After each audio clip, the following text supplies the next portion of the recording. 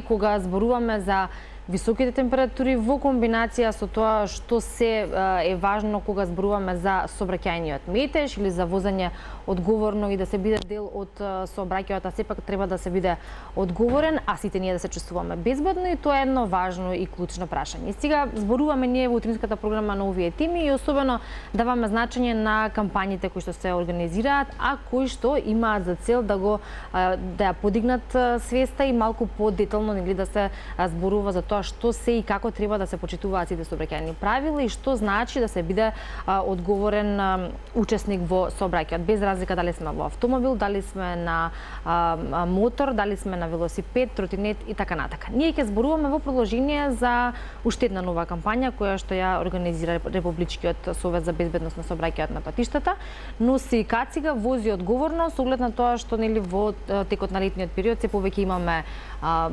мотоцикли, имаме велосипеди, а сега имаме и многу електрични тротинети. Што значи тоа за да сите оние кои што поседуваат вакво нешто и како треба да се почитуваат сите сообраќајни правила и што се е дел од оваа кампања, зборувам во продолжение со Дејан Андоновиќ, кој што е наш редовен гостин на овие теми и портпарол на РСБСП.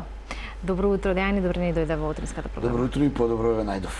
Мене ми е мило што се организираат кампањи кои што, како што споменав, имаат за цел да подигнат свеста, но од друга страна ми е навистина многу жал кога во секојдневно утринските изданија на утринската програма имаме можност, и сите ние имаме можност да прочитаме колку всушност прекршоци има, колку санкционирани возачи има во зимскиот период повеќе од автомобили, сега во летниот период се зголемува бројот на оние кои што возат мотори, па еве сега и електрични тротинети, тие со законот не знам како се регулирани, но конкретно за мотоциклистите и оние кои што водат мотоцикли е особено важно, бидејќи сега последна информација беше дека дури 66 прекршоци има, дел од нив пола се без кацига, пола без возачка, што е навистина еден проблем со кој што се соочуваме.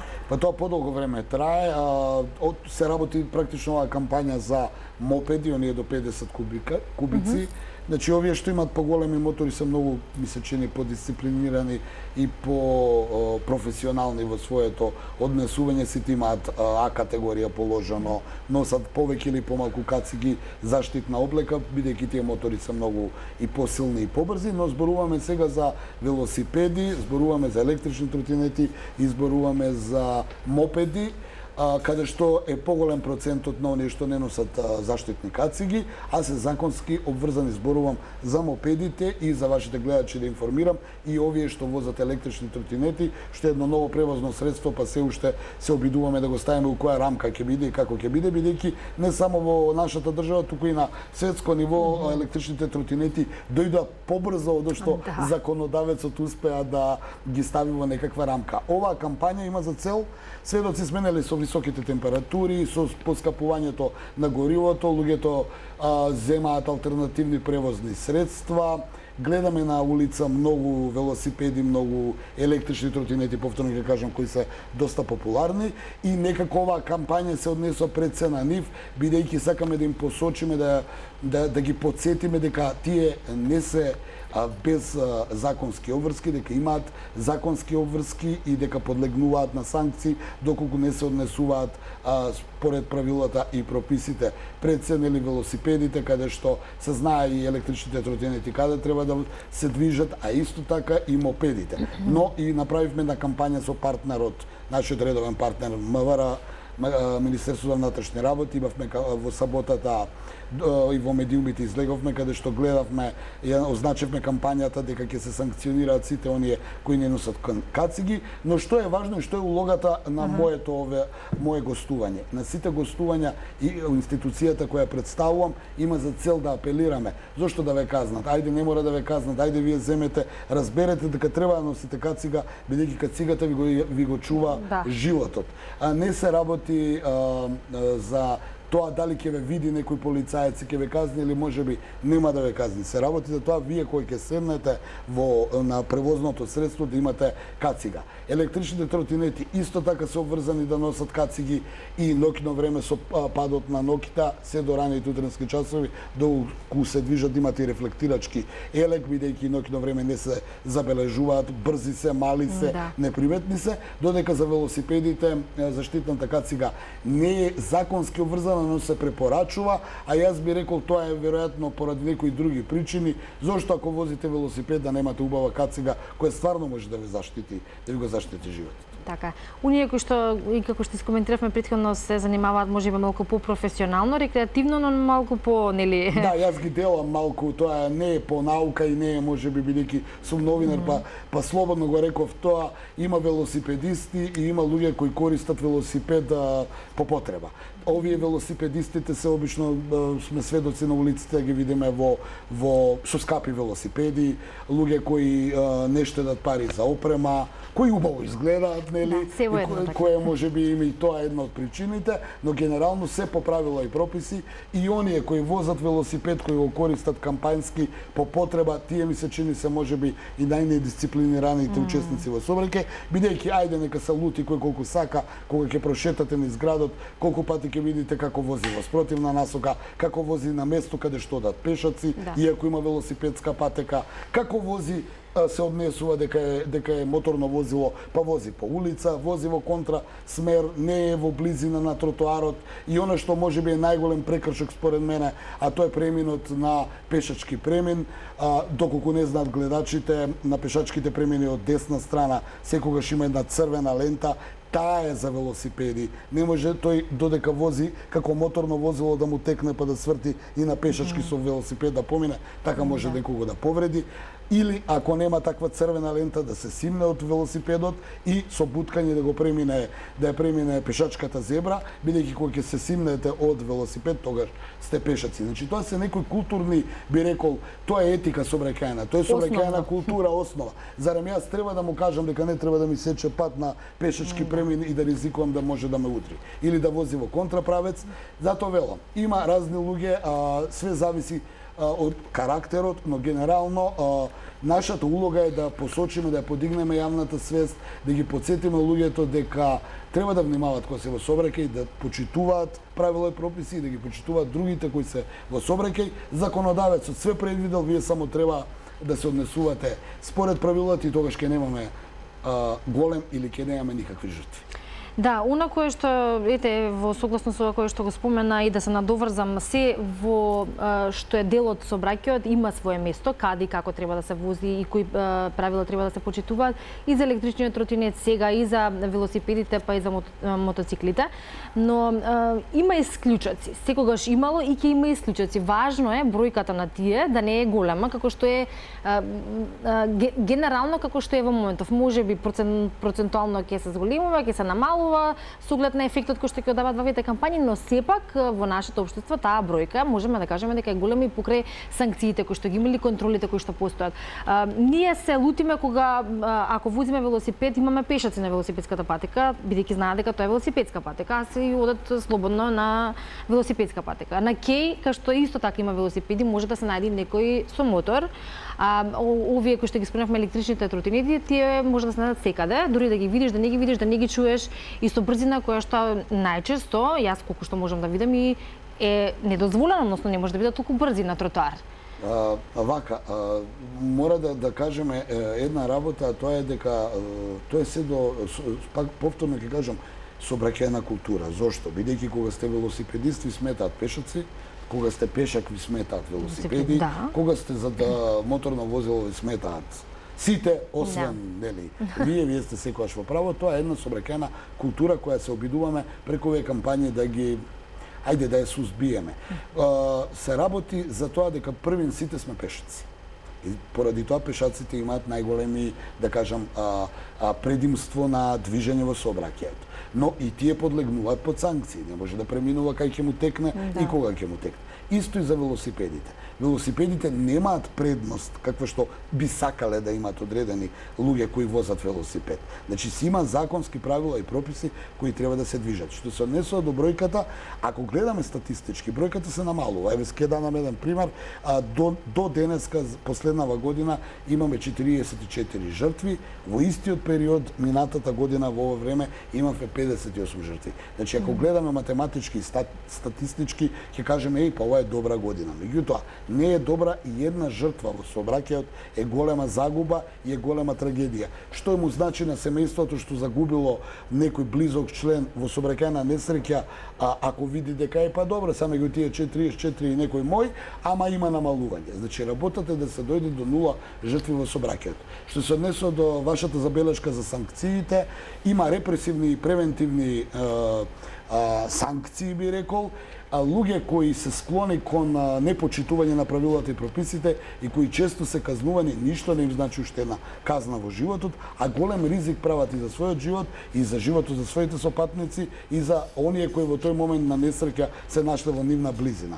Не се работи дали некој ќе ве казни. Се работи за тоа дека вие треба во конкретниот случај да знаете дека кога ќе седнете на превозното средство, дали е мопед, дали е велосипед, дали е електричен тротинет, првин да ја ставите кацигата. Тоа е оваа кампања која јас сега се обидувам да ја презентирам и се обидувам да им посочам на сите оние кои се учесници во сообраќај дека не е важно дали ќе ве види полицајецот и ќе ве казни или можеби ќе се излечете. Може да се излекувате уште 3 години, 5 години, но ризикот, степенот на ризик кој го преземате доколку седнувате и возите на отворено, а немате заштитна кацига, заштитни наочари или било што, може да биде фатален. Така е. Ова е кампања која што носи наслов или како порака или мото носи кацига вози одговорно, таа РСВСП или Републичкиот совет за безбедност на сообраќајот на патиштата во соработка, како што рековме, со Министерството за внатрешни работи и Факултетот за безбедност од Скопје. Ги имате вашите активности, викендов кој што измина бевте во Куманово, се делеа флаери, се вршеше една така наречена едукација за тоа што се треба да се знае или на кој начин подобро да го разбереме тоа, за да може преку тој начин истиот да се подигне свеста. Беа запирани луѓето кои немаа кациги и им беше посочено кога треба, не беа казнувани нормално, но знаете вториот пат кога ќе зауставата вчера ве сопреле и па не сте носиле, што после понатаму?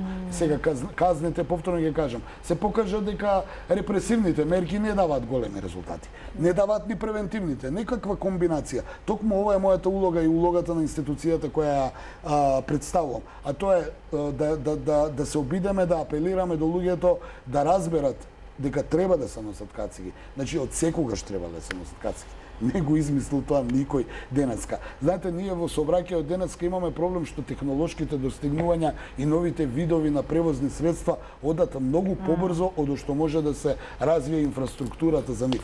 Оттаму си е овие гужви и нормално. Еве ќе го земеме првин Скопје како главен град.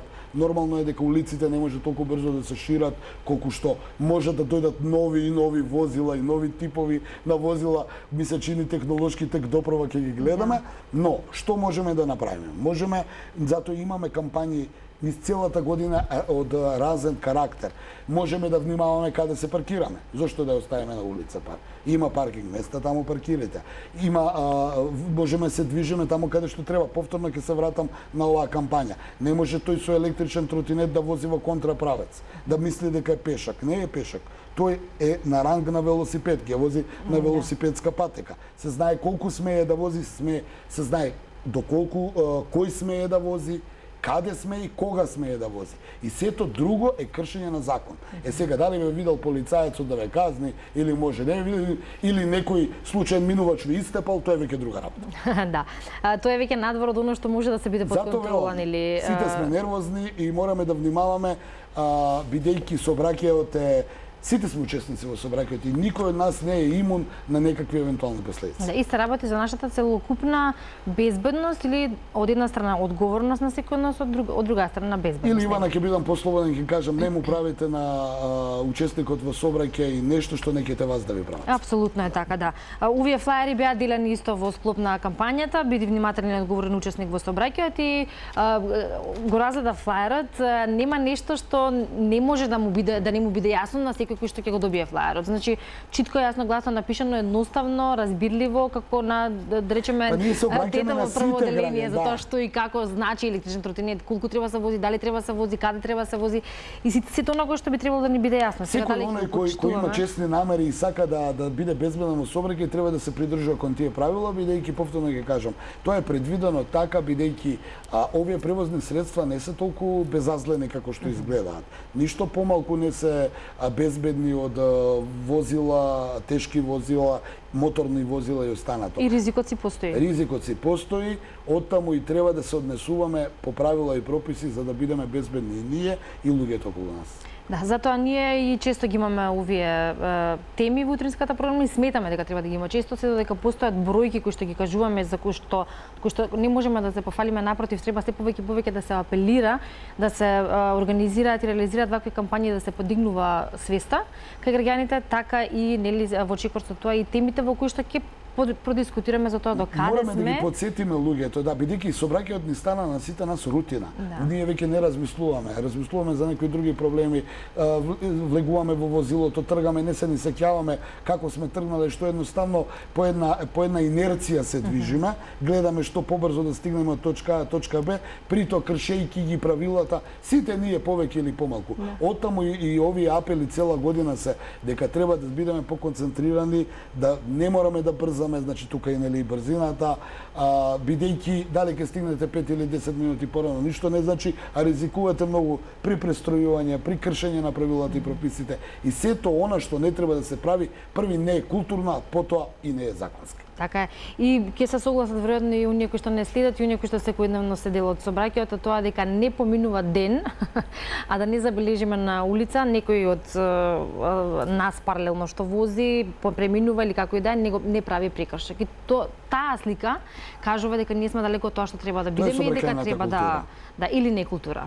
Ние и редакцијски забележуваме фотографии кога се движиме со велосипед, дали до работа или грешиме понекогаш. Понекогаш и самиот ќе сгрешиш, пошто како учесник во сообраќај може да преминеш улица, ете, празно било па си поминал, или возиш па викаш, па велиш, ајде добро, нема празни се улиците, зашто возам 50 км на час, ќе возам 70. Сето тоа не сме сообраќајната култура и сообраќајната етика е тоа да и празна улица и полна улица да не смеете да возите у град повеќе од 50 км, бидејќи и не е важно дали има полиција подоле. А нема да возам тука има полиција подоле или нема овде полиција, брзам. Или ќе се напијам 2-3 чашки алкохол, нема врска, можам да возам. Не, сообраќајната култура е токму тоа да воопшто не размислуваш дека ако си направил нешто да седнуваш од воланот, независно дали е воланот тркалезен или е нели како што се велосипед. Да, така е.